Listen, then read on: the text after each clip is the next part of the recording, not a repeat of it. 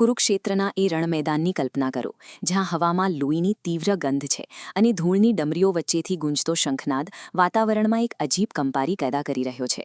આ વર્ણનોમાં રહેલી ભયાનક સચોટતા સૂચવે છે કે આ કોઈ સામાન્ય કથા નથી, પરંતુ માનવ ઇતિહાસની એક એવી વાસ્તવિકતા છે જે આપણે કદાચ હજુ સંપૂર્ણપણે સમજી શક્યા નથી. હજારો વર્ષો પહેલાં રચાયેલું આ મહાકાવ્ય એક એવા વિનાશક સંઘર્ષની વિગતો આપે છે જેનો વ્યાપ અને વિનાશક શક્તિ આજના આધુનિક વિશ્વયુદ્ધોની બરોબરી કરી શકે તેમ છે. આ સંસ્કૃત શ્લોકોની ઊંડાઈમાં એવા પુરાવાઓ સચવાયેલા છે જે યુદ્ધના મેદાનમાં વપરાયેલી અત્યંત જટિલ અને ટેકનિકલ પદ્ધતિઓ તરફ નિર્દેશ કરે છે.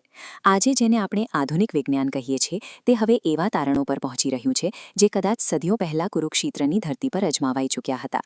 જ્યારે બ્રહ્માસ્ત્ર છોડવામાં આવતું ત્યારે આકાશમાં એકસાથે હજારો સૂર્યો જેવો પ્રચંડ પ્રકાશ અને અસહ્ય ગરમી ફેલાઈ જતી હોવાના વર્ણનો મળે છે.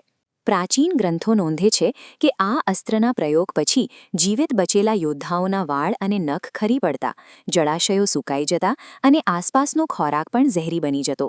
આ ડેટા પર ધ્યાન આપો. મહાભારતમાં વર્ણવેલી શારીરિક અસરો અને આધુનિક ન્યુક્લિયર રેડિયેશન સિકનેસના પરિણામો વચ્ચે આશ્ચર્યજનક સમાનતા જોવા મળે છે.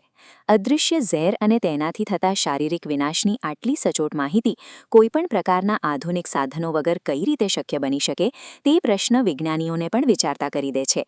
આ શ્લોકોમાં મળતી વિગતો અને આણ્વિક ભૌતિકશાસ્ત્રના સિદ્ધાંતો વચ્ચેનો મેળ સૂચવે છે કે બ્રહ્માસ્ત્ર એ માત્ર એક પૌરાણિક કલ્પના નહીં, પરંતુ અત્યંત શક્તિશાળી ઊર્જાના વિસ્ફોટનો જીવંત અનુભવ હોઈ શકે છે. વિનાશક શસ્ત્રોથી પણ આગળ વધીને મહાભારતની કથાઓમાં સમય અને અવકાશના એવા ગૂઢ રહસ્યો મળે છે જે ક્વોન્ટમ ફિઝિક્સના પાયા સમાન છે.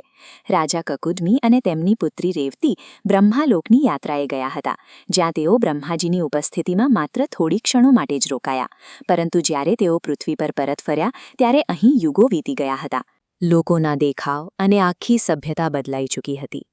આ ઘટના આઇન્સ્ટાઇનના ટાઈમ ડાયલેશનના સિદ્ધાંત સાથે સીધી રીતે જોડાય છે, જે મુજબ ગતિ અને ગુરુત્વાકર્ષણને કારણે સમયની ગતિ અલગ અલગ જગ્યાએ અલગ હોય છે.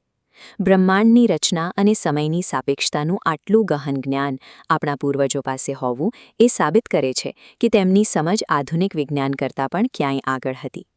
કુરુક્ષેત્રના એ રહસ્યોનો પડખો વર્ષો પછી 1945માં અમેરિકાના રણમાં થયેલા પ્રથમ પરમાણુ પરીક્ષણ વખતે ફરી સંભળાયો. પરમાણુ બોમ્બના સર્જક જે રોબર્ટ ઓપનહાઇમર સંસ્કૃતના જ્ઞાતા હતા અને તેઓ ભગવદ્ ગીતાના શ્લોકોમાં આધુનિક ભૌતિકશાસ્ત્રના પ્રતિબિંબ જોતા હતા. જ્યારે પ્રથમ આણ્વિક વિસ્ફોટ થયો ત્યારે તેમણે ગીતાનો એ શ્લોક યાદ કર્યો હતો જેમાં સમયને સર્વનાશક શક્તિ તરીકે વર્ણવવામાં આવ્યો છે.